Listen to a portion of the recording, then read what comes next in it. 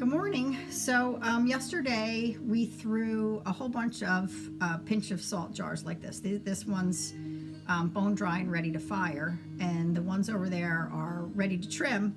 But before trimming those, the first order of business is going to be to throw the handle, if you're going to use a handle top. If you're going to add a round knob, you do that as you trim the lid, and I'm going to show that also. But we're going to do the pulled handle part first so that they can set up. Okay, so that being said, this is really how you pull a handle. I apologize in advance. It is a little silly, but in the sink right here, I have a bucket of warm water, because who doesn't want to throw or pull a handle with cold hands? So you're going to start out with a carrot of clay, basically like this. This one I already made a couple so far, and then I had technical difficulties, so I'm starting over. But if you were going to make a handle for a pitcher, say, you would need to start off with a much bigger carrot of clay. And if you're going to make coffee cup handles, those would be, less wide. But these are tiny little handles, so that you don't need to start with a giant carrot of clay.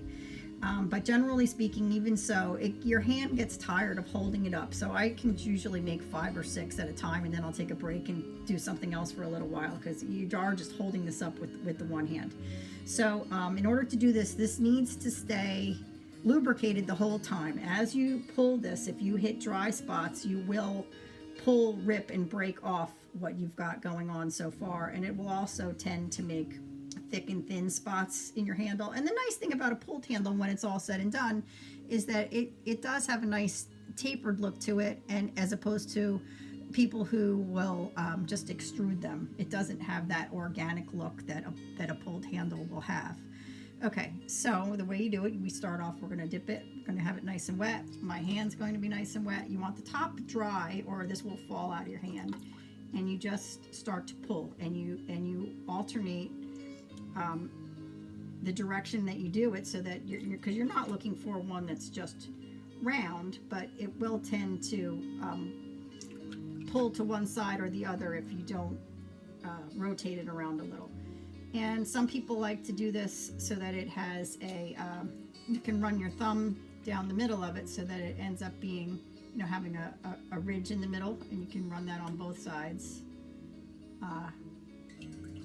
And you just keep on pulling until you get a thinness that you like. It will eventually get so long and thin that it'll break off. So there's a limit to the length of handle that you can pull. And this is almost where I want it for these jars. I don't want it to be out of scale. These are little jars, so that it should have a little handle.